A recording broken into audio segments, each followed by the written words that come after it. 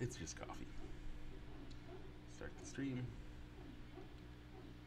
And once that comes up on Facebook, we're going to go live. And here we go.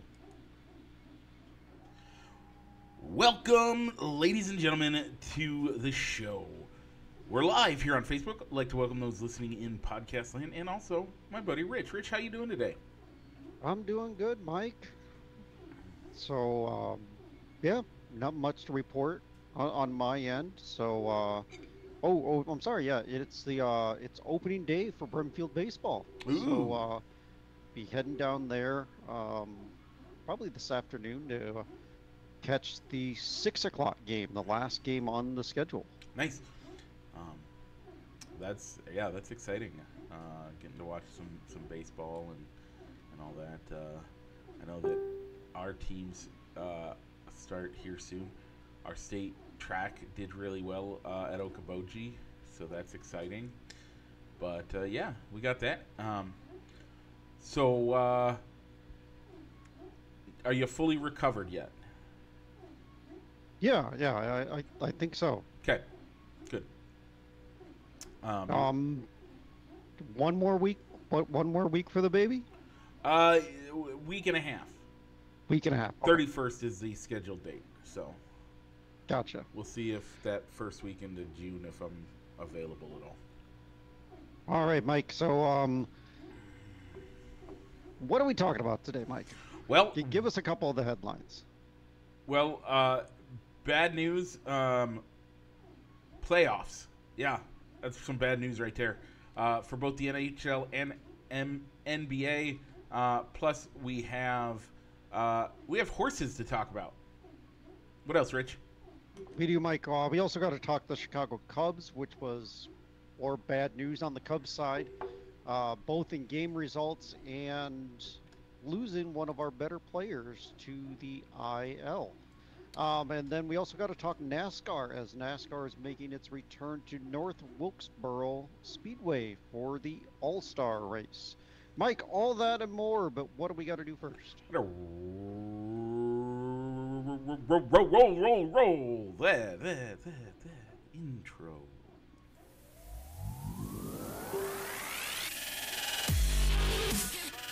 Broadcasting live from somewhere in Iowa. This is Balls and Sticks, the podcast, with your hosts, Mike and Rich.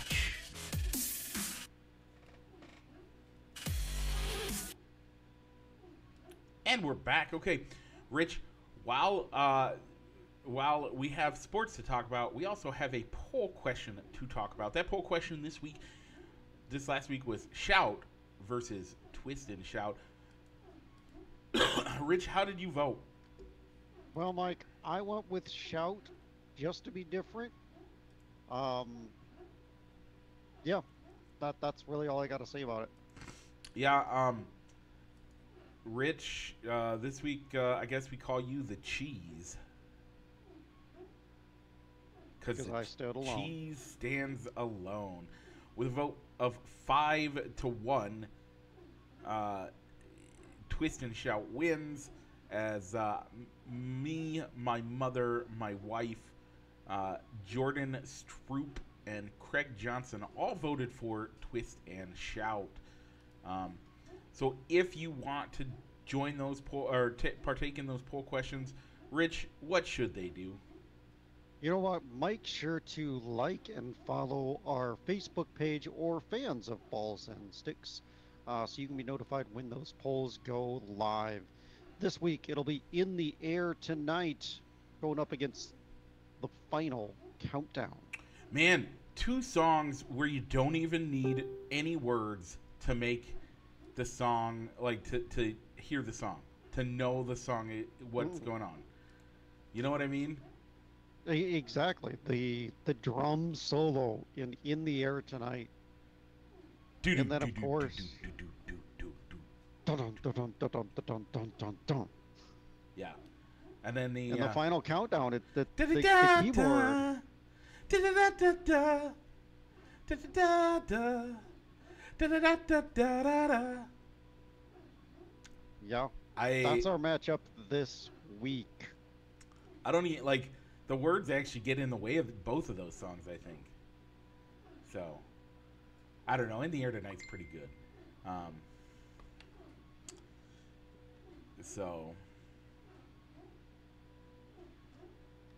So yeah, look for that poll to go live shortly after we get off of air. So yeah, over to the NHL, Mike. All of our teams have been eliminated as the conference finals have begun. Yeah, I agree. I mean, that sucks. But in the good news, my current favorite team, because I had to drop the the Chicago Blackhawks for a rape scandal that they still haven't addressed correctly. Sell the team is out. You don't think they should? No, I don't think. I think that's unrealistic. With as long as that family has controlled and owned the team. Yeah, well, I could, and I think I've even said this before on this show. I think the only way you're getting around the whole selling the team would be for the current minority stakeholder. Kind of like, I think it's like the son of, I don't remember what Wirtz family is the head of it. If he steps down and passes control to somebody else, maybe, but to even somebody then, else within the family. I'm gonna stick with the Golden Knights from now on, and they are leading their series 1-0. Sunday afternoon, they're gonna have Game 2 versus the Stars. How's it looking on the Eastern Conference Finals, Rich? Well, on the eastern side of the bracket, the Panthers lead the Hurricanes 1-0 with Game 2 being Saturday night. The odd thing here for me is in the preseason, I put the Panthers losing in the Stanley Cup Finals. So I guess in a way we both have a team in the fight. Yeah. So, Rich, how do you feel about the fact that all of the teams are Southern teams? I'm kind of surprised it's all Southern teams, but it just goes to show, that hockey can flourish outside of the northern part of the U.S. And Canada. And Canada, yeah. Yeah. So I didn't put it in the outline, but I at least wanted to get your opinion on it. The Arizona Coyotes, their stadium measure got voted down with the city of Tempe, and they're going to play a second season on the college campus of Arizona State University. Yeah. Which has a capacity of under 5,000. I mean, think it is. I like it because I like small venues. So I stayed up late to watch the Western Bulldogs play play last night, and they played in a venue that only seats 11,000. Western Bulldogs are Australian rules football, for those that don't know, and it looked like a really intimate setting. And I know 11,000 is a lot of people, but when you consider they normally play in front of stadiums that are 70 to 80,000 people, 11,000 is now an intimate setting. You know what I mean? Yeah, I've read articles saying that I guess the city of Houston has reached out. Patrick Mahomes wants them to come to Kansas City. Both those cities already have arenas that they could easily just drop right into. Yep. And play ready-made. But I've also heard Quebec City maybe being a destination to get a team back. That'd be fun. I mean, Kansas City already has a Coyote mascot in town. They do. So maybe? I don't know. I don't. The hard part is it's more about what the ownership group wants to do. Or if they want to sell the franchise. Right. Now, if they sell, great. Good on them. Let's do it. Do you think Patrick Mahomes puts money into a bid on that?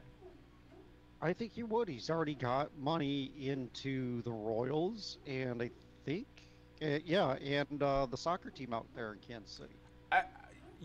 And good. I like that. to me, that says I'm part of this city. Like Michael Jordan made his bid for the Wizards. No, it was it wasn't the Wizards. It was Well, no, no. You were right. He got a minority ownership stake in the Wizards, but when he came back as a player, he had to sell that stake. Yeah. And it's like, come on now. You've been a Chicago, for lack of a better term, a Chicago god for years, and you can't invest here. But in all fairness, now that he owns the Charlotte Bobcats, he sold them, by the way. Oh, he did. I think he's sold or he's put it on the market. But let's get it. But he did grow up in North Carolina.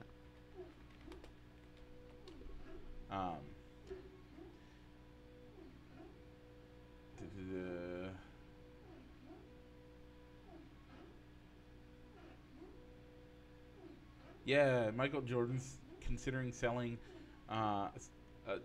his stake for $1.7 billion. So that was in March. I haven't heard any. I don't see anything since.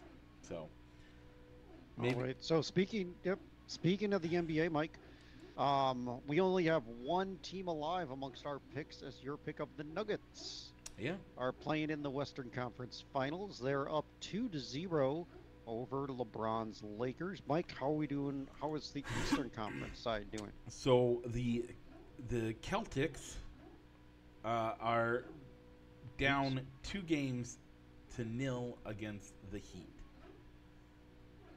Yeah, Jimmy Butler coming alive. I really am I crazy that I really want to see Nuggets Heat as the finals? No, I don't think you are. Like, LeBron and the Lakers, like, I think this goes, like, we're not having the LeBron talk. I don't care. We've had it here. I think we both know where we stand. LeBron has done probably the best job we've seen of anybody to keep his body healthy longer than anybody in the NBA. He's had some help with the way the NBA is played. He's great. He's amazing. He's one of the top 5 players of all time. But with the team that they have there in LA, A, they should have won more games, and B, they shouldn't be down 2 games in any playoff scenario. Anthony Davis, LeBron, you have those two on your team, and you can't take the first 2 games away from the Nuggets. At least walk out of Denver with one win as a 1-1 tie. But Denver is also tough at home, just like the Lakers are undefeated at home in the playoffs. So it wouldn't surprise me if this series is tied 2-2 going back to Denver. But if Denver comes out and wins one of those games in LA, it's over. It's going to be a tough hole. It's probably going to be over. It's over. On the Celtics side, man, I don't know. I can't put any stock in the Celtics anymore. The last 3 years I've been touting how the Celtics, this is their year, and what have they done for me? They've lost. I can't do it anymore, Rich. They came close last year. I like seeing the losing in the finals. I like seeing the Heat doing well with having not a super team on their roster. They look good. I think they have a chance. And then anything else with the playoff side of that? And then do you want to discuss how the lottery went down? Yeah, I guess with the playoffs, the one narrative that I found with these 4 teams making the finals is it shows that the bubble wasn't a fluke, as these were the 4 teams left standing in the bubble. Yeah.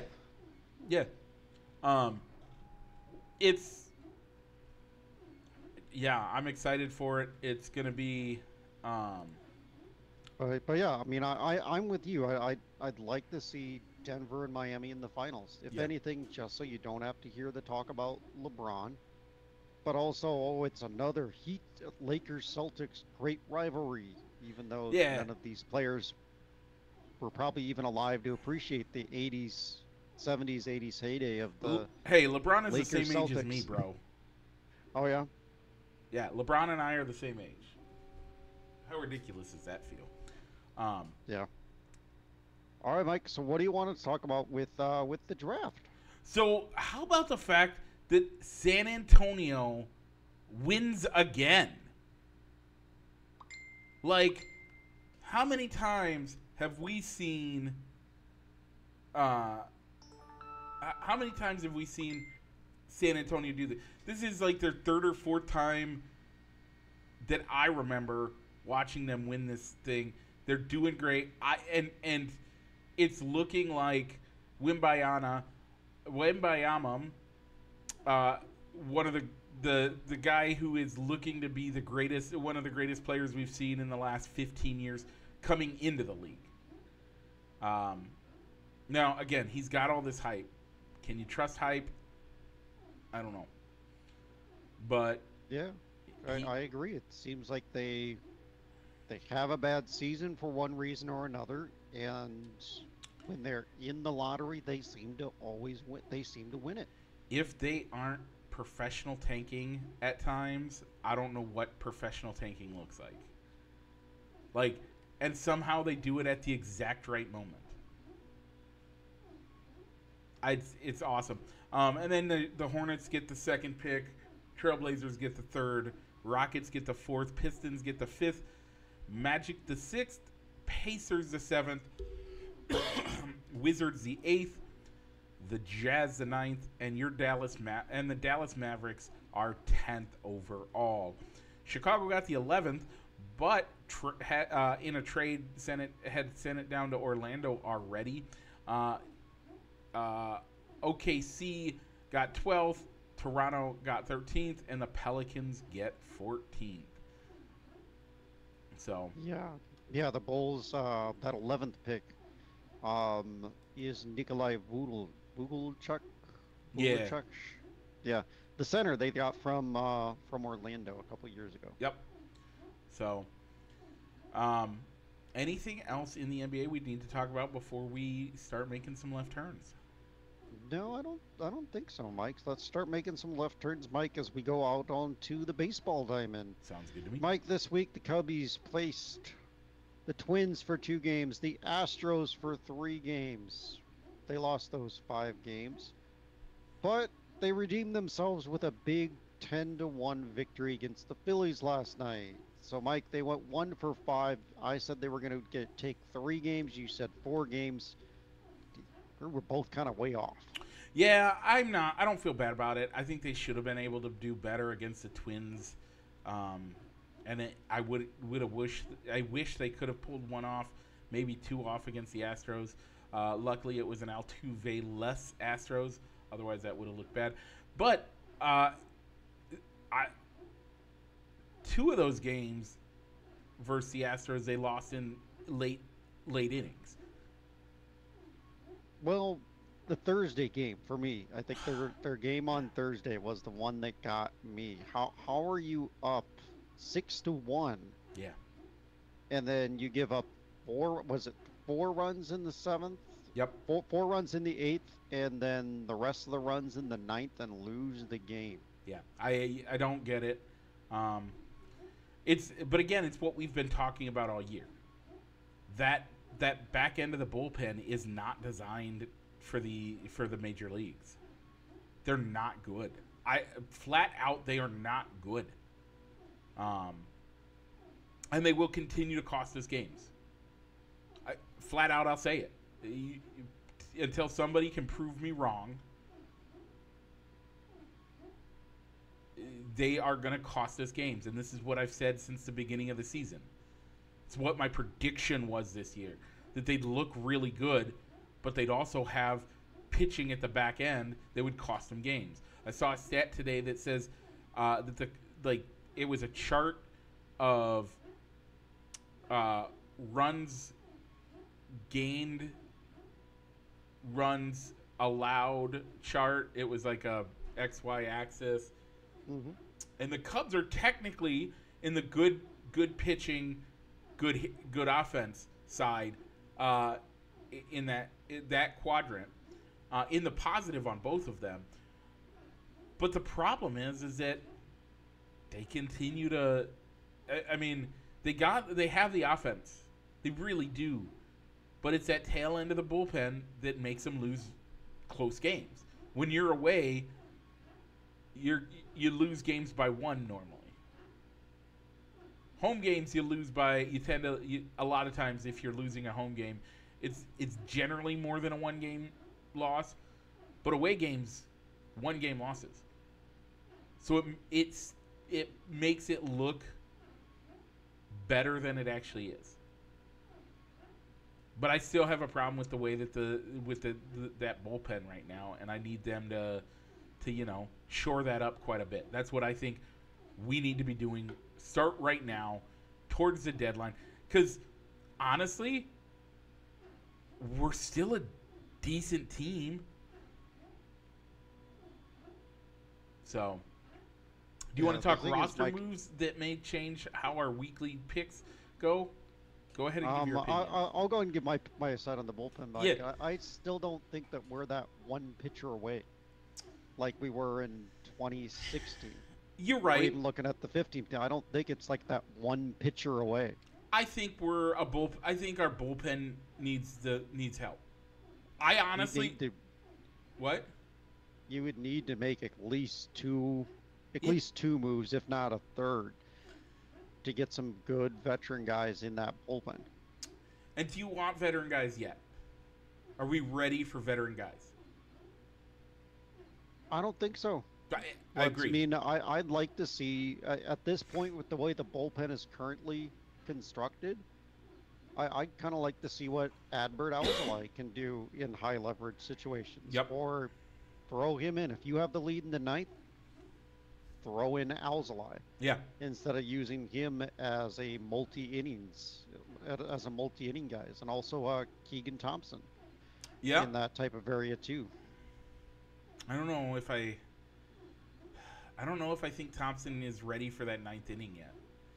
I'm not I think Alzolay has that potential. Can do it. I think Alzolay. The other thing that Alzolay does is, honestly, if Drew's on the bump and pitches 7 solid innings, Alzolay can come in for 2 innings and win and finish out the game. And I think that's kind of more what I like. If we can get our rotation to do what they should be doing, right? Like, the rotation should be doing more of a, like, going 6 or 7 innings. If they can go a solid 7 innings and hand the ball over to Alzolay, I don't see a reason why he couldn't finish out the game. I don't know if you'd want to employ that going into the 7th inning every single day, but you could do it a couple days. I'm saying going into the 8th inning. Oh, okay. 8th and 9th. And again, you don't want to do that every day. You only really want to do that 2 or 3 days. If you're going, if they pitched 7 solid innings, if they pitched all 7 innings, but you're still lacking a closer, and that's the problem. And Alzolay could be a great closer. I think he comes in high leverage situations and performs flawlessly a lot of the time. So yeah, I can agree he would be a great guy to start working on getting him, turning him into an everyday. The 9th inning is your spot. But then who do you want to set up Alzolay? I don't think we have that guy yet. And that's the problem. I really don't think we have that guy yet. So which is why you probably don't want to put Alzolay into that closer. Because Alzolay closer situation. That's the other thing. Alzolay comes in and he can pitch. He's shown he has the ability to pitch 3 solid innings and hand the ball over to your closer. He can pitch. But we don't have a closer anymore. But we don't have a closer. and that's the problem. So, okay, let's move into roster moves that are happening and have happened, and then we'll give predictions for this week as some of those may affect that. So let's start Gotcha. there. All right, so the Cubs released veteran first baseman Eric Hosmer, which I thought was a move that they needed to make to take his roster spot. They brought in Edwin Rio. They brought back Edwin Rios, who they signed originally to a minor league deal from the Dodgers. Yeah, and that's a Uh, great. But and again, both of these. But the problem I have is both of these guys are. Hosmer was on minimum, wasn't he? yes, because the Padres are paying the bulk of his salary. So Rios is on a similar low dollar deal as well. But at least Rios can play third base in addition to first base. yeah, but So you get a little bit more roster positional flexibility with Rios than you do with Hosmer. They're and probably going to wash each other out when you look at the offensive production. right.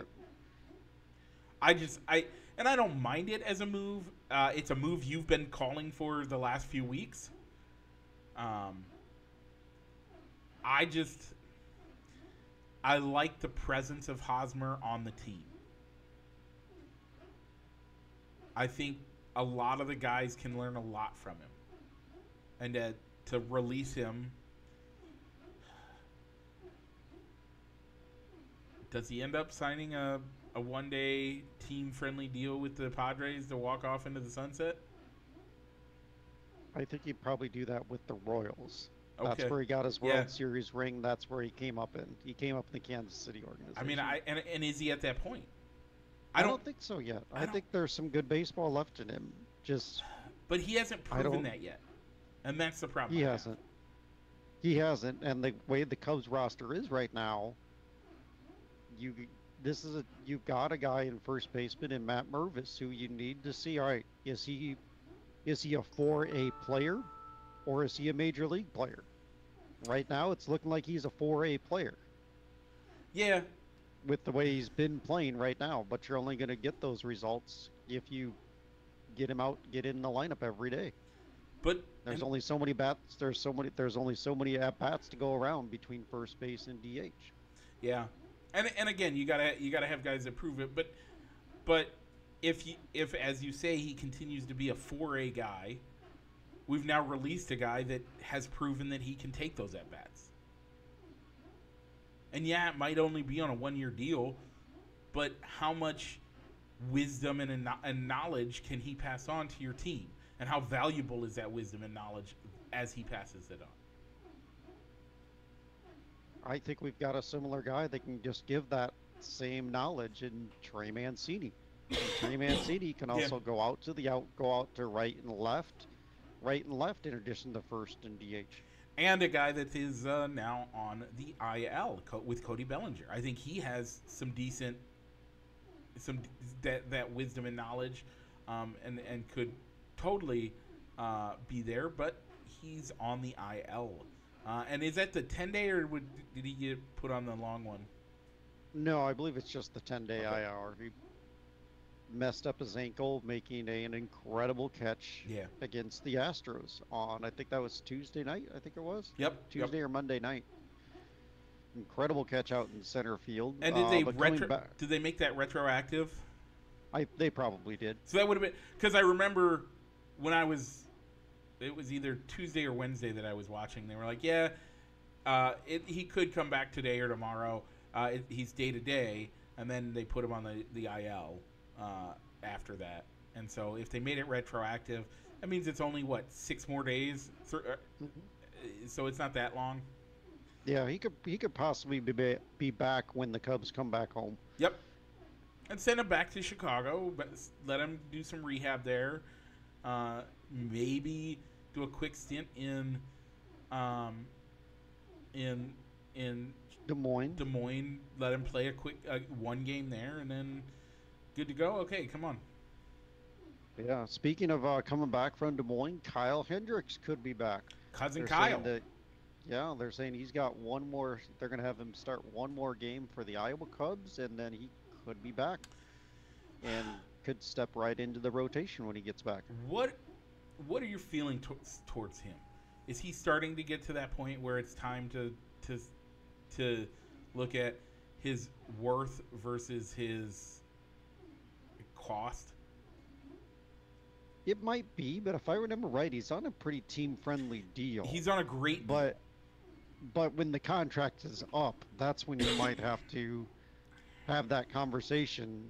Is he worth keeping on the roster for nostalgia purposes of being one of the last remaining 2016 Cubs, Yeah. or do you let him go because the results just aren't there anymore? Yeah, we haven't seen. He was great 2 years ago. By the way, I think I said at the trade deadline 2 years ago, let's trade him. His value was at his highest point then. He had a great ERA. Last year, he spent some time on the IL. This year, he's started already on the IL a bit. I think it's time. Yeah, I have no which is weird. I have no nostalgia for him, but he's one of those guys that I think you and I have seen him 2 or 3 times together in games that we've gone to. Like, he's one of those guys that we've seen pitch a couple. I've seen at least pitch a few times, and it's great. So, okay. With that, Rich, anything else before we move on? I don't. All right, as far as the Kyle Hendricks contract, Yeah. he is in the final year of his contract this year, paying out a total adjusted salary of about $14 million. 2024, it is a club option to bring him back for $16 million, and then 25, if the option is not picked up, he is a free agent. So it comes down to, is he worth $16 million compared to who you could sign or bring up from the minors? And until I see how he does coming off of this injury, I'd have to agree with you, Mike, and say no. Yeah, as of right now, I don't think he is, but he could prove me wrong. He's done it in the past. So, all right, Mike, so this week we have 2 against the Phillies in Philadelphia to finish out the weekend. Come home to face the Mets for 3 games, and then the Reds. I'm going to go with 4. If we were doing over-under game, I'd say 3.5. But I'm going to go with 4. I'm only going to go 2, Mike. I think that's... The Mets are a great team. Yep. Well, the Mets have the talent that Right. they should be a good team. Yeah. And the Reds are a division rival. The Phillies are also a good team. Yeah. So I'm only going to go 2. I struggled with it, but I would have put the over-under at 3.5, and I'm taking the over on it. I'm betting friendly on the team. Next week, let's look at. We'll come back. We'll do a how the season's going overall for all of baseball. Kind of do a standings check throughout baseball. Also, we'll do just a few here and there. What we think, what teams we think are moving in the right direction, and what teams aren't. And there's actually one that I think we predicted completely wrong this year, Rich. There probably is. So, Mike, do you see what's coming up next? Is it a left turn, Rich? It is, Mike, and what's after that? It's another left turn, and why is that, Rich? Well, Mike, because we're going to go into the NASCAR Corner presented by Triple I Sports Cards Incorporated, Moline, Illinois, out on 5th Avenue, or you can find them on eBay. Triple I Sports Cards Incorporated. Mike, how'd we do with Darlington? So in Darlington, your winner was William Byron. Your runner-up, Kevin Harvick, my pick. And your pick, Rich, of Joey Logano, finished 18th. That gives me one more, bringing it to from 5, me being at half of your score, at a score of 5 to 10, to being just down 4 at 6 to 10. You still have the lead. This week's race is the All-Star race at North Wilkesboro, but yes, Rich. What I got to talk about Darlington, though. Sure. How do you feel about Ross Chastain? Was was it racing hard, or was it more payback that got out of control with him being on one restart with Kyle Larson kind of shoving him into the wall, racing him hard on the wall, no wreck cause. Next caution, they flip spots on the front row with and Chastain is racing him hard, pushes him into the wall, but he loses it, gets T-boned into Larson, and both of them have a pretty bad finish because of it. At a place like Darlington, it's hard to tell. I think it was probably. I'm going to say it was more of a hybrid. I think it was racers that weren't giving an inch to the other guy. Two racers that are going for the spot, and because of their history and because of their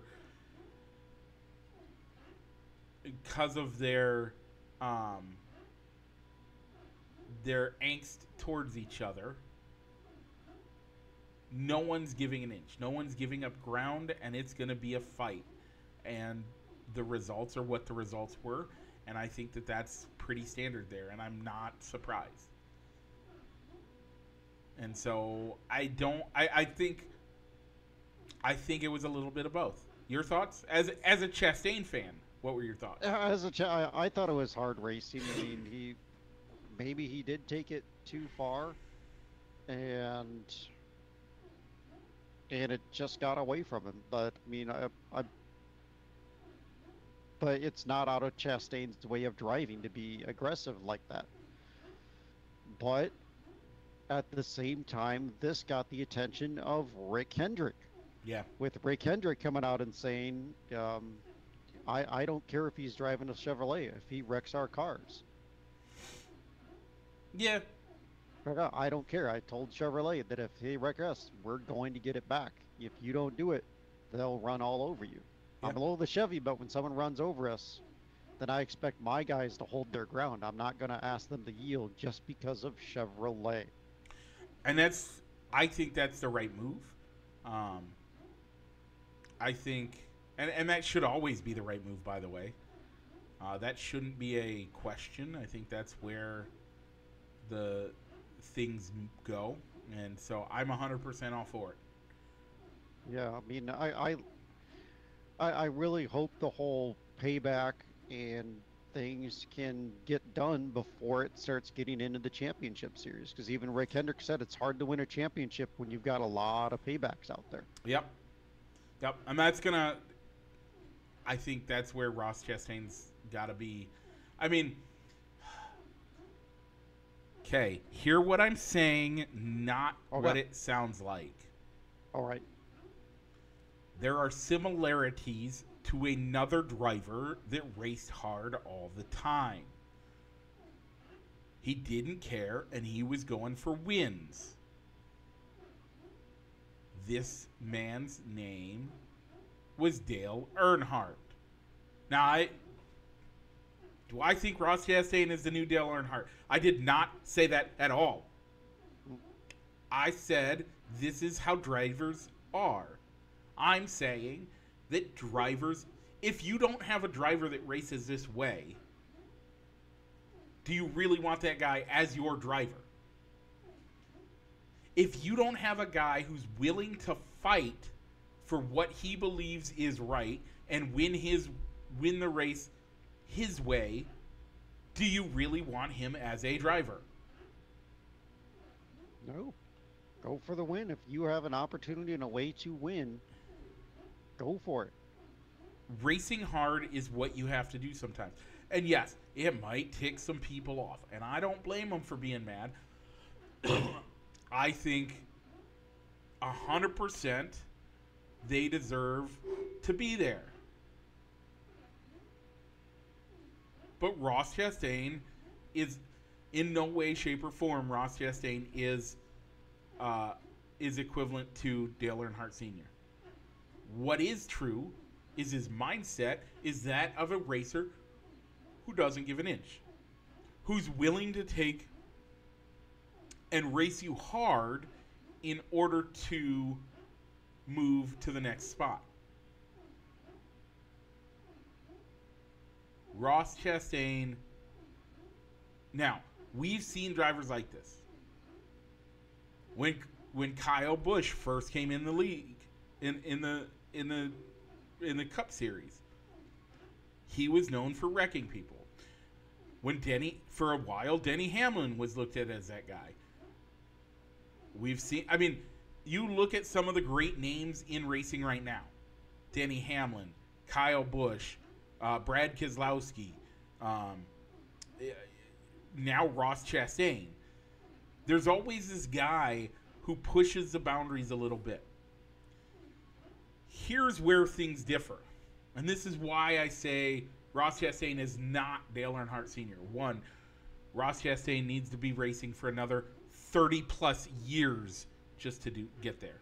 That's number one. Number two, Ross Chastain needs to win quite a few more races before he's at the level of Dale Earnhardt Sr.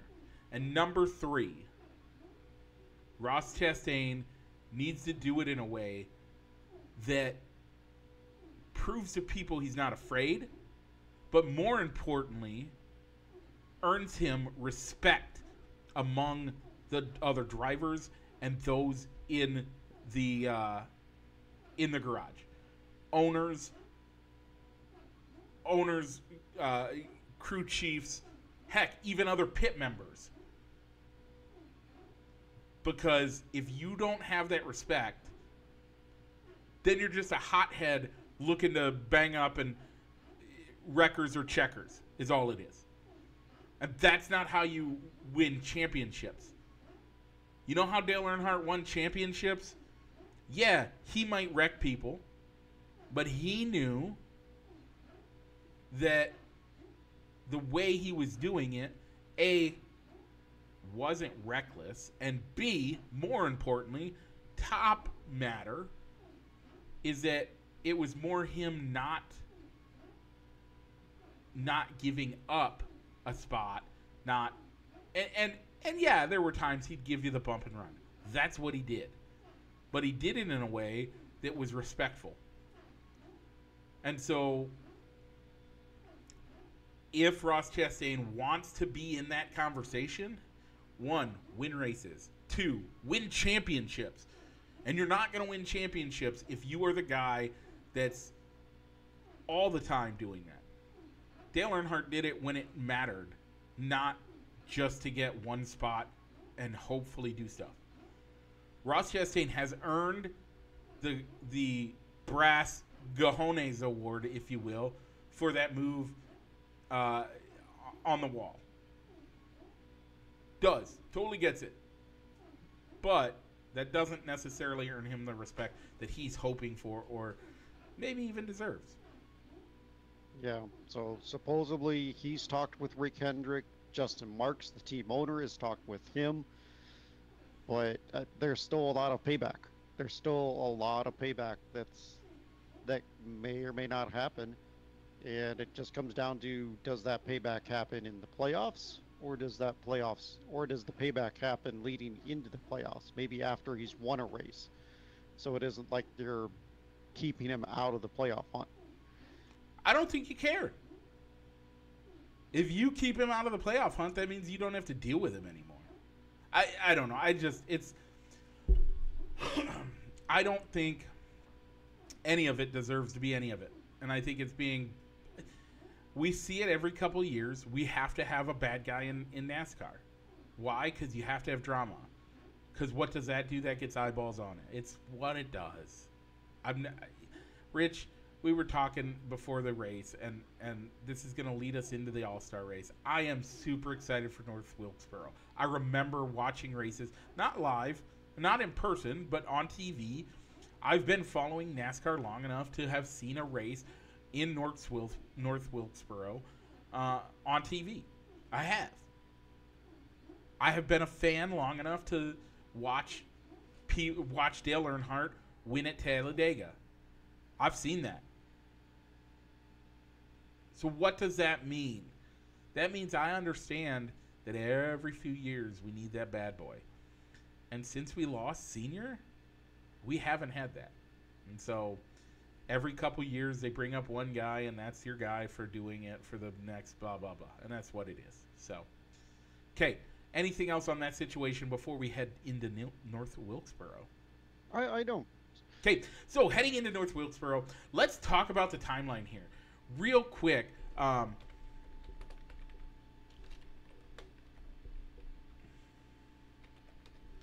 So I got to see this thing. I think it was in November of 2019.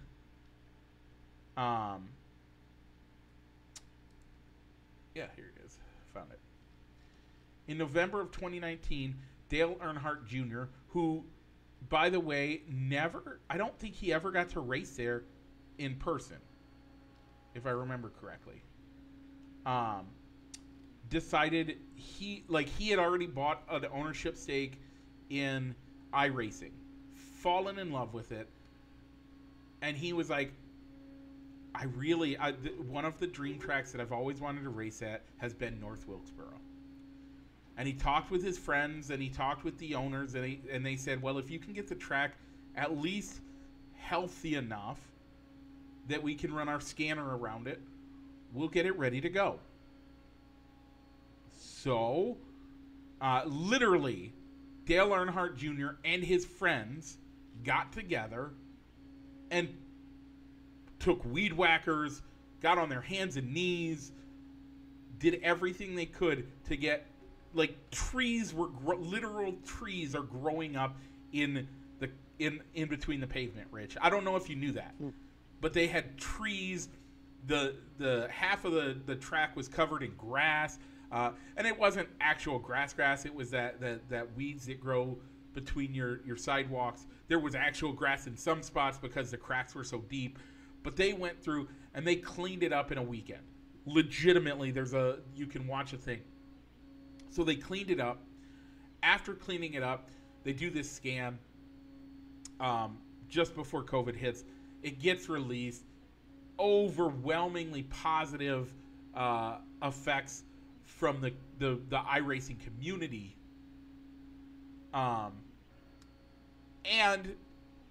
people started getting behind it on social media. Well, what happened in 2020, Rich?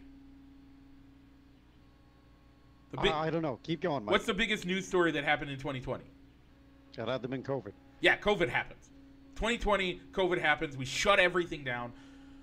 We figure out, hey, we have iRacing. NASCAR can essentially be back through iRacing. Right? So we're like, yeah. And so they actually race a NASCAR online cup race at North Wilkesboro on iRacing. And the drivers love it. The teams love it. So they're like, okay, what do we need to do? Well, in the meantime, the owners of North Wilkesboro were looking at it and they're like, well, we have this clean track. They then, as COVID started to let up, and as racing fans tend to be on the side that generally wanted to open things up quicker than later, they said, well, let's open up the track. And so they started hosting late models and stuff like that. And because they were doing it, then in 2022, 2021, I don't remember when, but it was 2021, I think. President Biden signed into law a thing that basically said we need to get money back into the economy. Let's do some infrastructure and let's put some money out there for people to restore parts of America that need restored. So the state in that was money set aside for North Wilkesboro, but it goes to the state, and the state then has to take and put money, actually allocate that money. That money gets allocated. So now we have North Wilkesboro being renovated to bring up to code so they can have real races and stuff like that. They then bring back like I said, they start doing that. And then NASCAR's like, well, you guys have put all this money into it. It looks great. Let's go. They announced in 2022 that they're going to have the All-Star race in North Wilkesboro. Leads us to this week where we saw the haulers driving through downtown. I don't know if you got to see any of the pictures on social media, but they were beautiful. We get to see everybody is ready to go. It is going to be great. I can't wait. I'm excited. Let's do this. North Wilkesboro Speedway back at least for the All-Star race. Hopefully, I'm really hoping they actually will be able to get a full-fledged race there. Well, they are losing Sonoma for a couple of years. Yep. So maybe Sonoma's race slot will go to North Wilkesboro temporarily. Yeah, I'm hoping.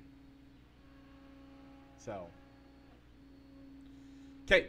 All right, Mike. So you have the honor since Kevin Harvick finished higher than Joey Logano. Who is your pick to win? Noting that this is all or nothing. Just like with the NASCAR race, there are no points allowed. It's not a points race. You just get $1 million. Our equivalent is you will get 2 points in the standings if your driver wins. No points if he does not win. North Wilkesboro is an old school track. I'm going to go with an old school driver in Chase Elliott. Well, Mike, I want to see. I think that I want to see Ross Chastain win it, but with the revenge factor coming in, this could be the race that they choose to make a statement. And with Kyle Larson being the guy that could be the one making that statement, I'm staying away from those two drivers. So I'm going to go with Martin Truex Jr. He won the last exhibition race. Okay. And this has been the NASCAR Corner, presented as always by Triple I Sports Cards Incorporated, Moline, Illinois. Check them out for all your sports memorabilia needs in Moline on 5th Avenue or on their eBay store. Once again, that is Triple I Sports Cards Incorporated. Rich, let's keep making left turns as we head to the Preakness for the second leg of the Triple Crown. That's right, Mike. We're going to be out in Baltimore at Pimlico Racecourse. Mike, I looked over the names. I'm picking on names only, and I'm going to go with Blazing Sevens. Okay. That's a fun name. I like it. I'm going to go with National Treasure because that horse is a national treasure. I got nothing, All right, folks. Mike. Yeah, I got nothing either. All right, you can catch that on the NBC and probably Peacock. Today, sometime. This afternoon, probably around 5. Yeah. All right, Mike, anything to provide with Mario Kart League? We're getting ready for state. That's pretty much it. Cool. All right, Rich, Mike, why don't you give some spoiler alerts? Before we do that, okay. Some quick hits that we need to talk about. I just had one too. Maybe I lost it. Okay, I lost it. Never mind. No quick hits. Yeah, spoiler alert. We're going to talk about The Masked Singer. If you don't want to listen to our spoiler, if you haven't watched it yet, you should jump off. Come back after you've watched it. If you're listening to us on Spotify or iTunes or Apple Podcasts, whatever they call it nowadays, or you're listening to us on Google Podcasts or any of those platforms, it will save your spot. So go watch it. Come back. Rich, if they're watching us elsewhere, if they're actually watching us, where might they be watching us? Probably on Facebook or YouTube. So if you're listening out in podcast land, check us out on those two platforms as well. Like, comment, subscribe. Oh, I remember what my quick hit was. Rich, I am going to start a weekly shout-out. Okay. This week's weekly shout-out goes to your wife. How about you tell us about her podcast show as we give people some time to pause for this week's spoiler alert. That's right, yeah. She has started back up her YouTube channel, Dino Budgets, where she kind of lays out her just budgeting tips and tricks on what she does to balance out the money that we bring in on a monthly basis. Yeah. Well, 2 weeks. It's just 2 weeks into how our debt paydowns are going. Yeah, her most recent video is debt payback channel. I think I'm going to try to do it up over there if you're on YouTube. So up there, I'm gonna try to. I've never done that where you link a video, so I'm gonna try that at this time stamp. So if I did it right, you should see that thing come up right over. Gotcha. Yeah. So I guess before we do it, did we have any live shout-outs to give on the video? Any reactions? Nope. So No. Okay. let's move into Let's move into our Masked Singer talk, and then you can give your shout out that you have for the week, and I have one for the week as well. Okay. All right, Mike. So it was the season finale for the Masked Singer. Yep. So we know who both people were, Mike. We do. So before we talk about who was unmasked, who won, what did you think of the season finale episode? I thought it was great. I thought both people did an amazing job. I think they both were well suited for what they did, and both. So the first one, the Macaw started it out and knocked it out of the park. Like, he legitimately laid down a gauntlet that was hard to keep up with. I did not know if Medusa was going to do anything. Then Medusa comes out, and somehow, in my opinion, and that of my wife, and a lot of people online, I don't think you agree with this statement. You can tell me afterwards, after I make the statement. But in my opinion, she won the first round. She came out, and even though he said, boom, I'm better than you, look at me, look how awesome I am, laid down one of the hardest challenges to overcome I've seen on the show ever. She picks it up and slams it right back down to say, what do you got in round 2? See, with round 1, I don't think she did. I think that she had other... I thought with both of her performances, I thought that earlier in the show, she had performed much better. Okay. That's fine. And I thought the Macaw, with both of his performances, he saved his best for the final show. Yeah. I think his best was the final show. I don't think her best was the final show, but I think her first song was way better than his, in my opinion. Now, then they move to the second round, and he picks it up and slams it down again. Like, I'm sitting here like, I think he just won. Legitimately, I think he's just won. By the way, time and time again, keeps talking about how hopefully this time I can win. That's a little tease, as they call in the industry. And then she comes out and sings and does a good job, but I think he did much better in the second round overall in the night. Honestly, I think he did better overall in the night. I think overall in the season, she was the best that we've seen in seasons, not just this season. Yeah, but she'd be right up there in my top 5, I think, for seasons. I don't think she's number 1 on my list, but I think that, but she deserves to be in the conversation for one of the best performances all around in the series history. But it was tough. If I was in the studio audience and asked to vote on who was your favorite performer, and was only given what I saw that one night, I would have voted for the Macaw. Yeah. But if I was voting with the basis of who was my favorite performer and considering their entire body of work on that season, I would have gone for Medusa. Okay. And I don't blame you on that. And I think she did better. I agree. I said that too. Okay. So, who won the show, Rich? The winner was Medusa. Yep. So, Mike, the Macaw came in second. Who was the Macaw? So, the Macaw, which I said his last performance, I said to my wife, I thought I knew who it was. And it turned out to be correct. It was David Archuleta. And he gave a very stirring explanation of why he did the show, and I applaud him for standing for what he feels is right. And he did great. He did an amazing job. He still has not won on a Fox show yet, though, which is kind of sad. Not yet. All right, Mike, and who was Medusa? How about you tell us, Rich? All right, Medusa was Bishop Briggs, a Scottish or British performer who is related to Sarah McLachlan. No, her actual name is Sarah something McLachlan. I don't think they're related. No relation. Okay. But her actual name is Sarah McLachlan. Bishop Briggs is her stage name because apparently in Hollywood and stuff like that, you can only have one person named the same thing and blah, blah, blah, because you don't want to get confused. When you're looking up Sarah McLachlan, you don't want to get Sarah McLachlan when you're looking for Sarah McLachlan. If that makes any sense. I guess not. Yeah.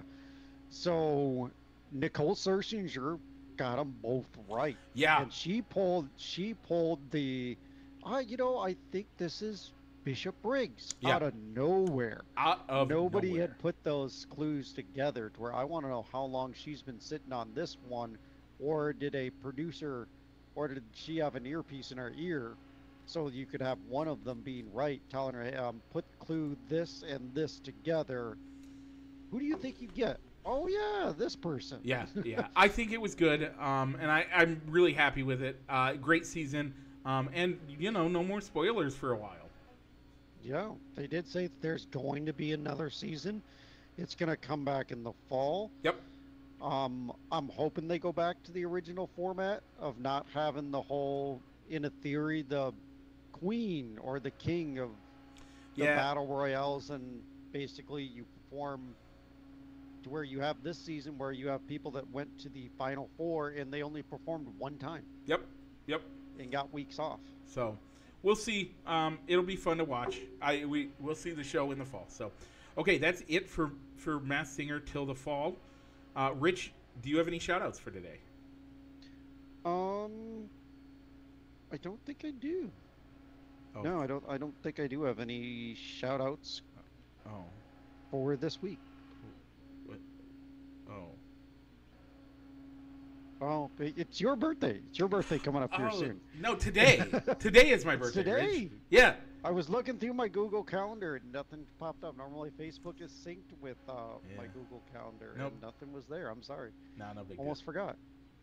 So, thanks.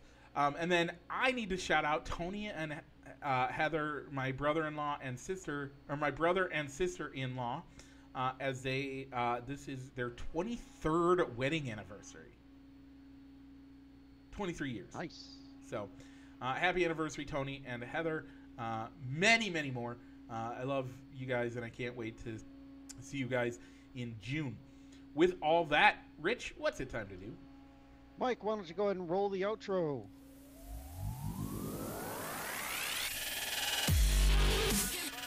Broadcasting live from somewhere in Iowa. This is Balls and Sticks, the podcast, with your hosts, Mike and Rich.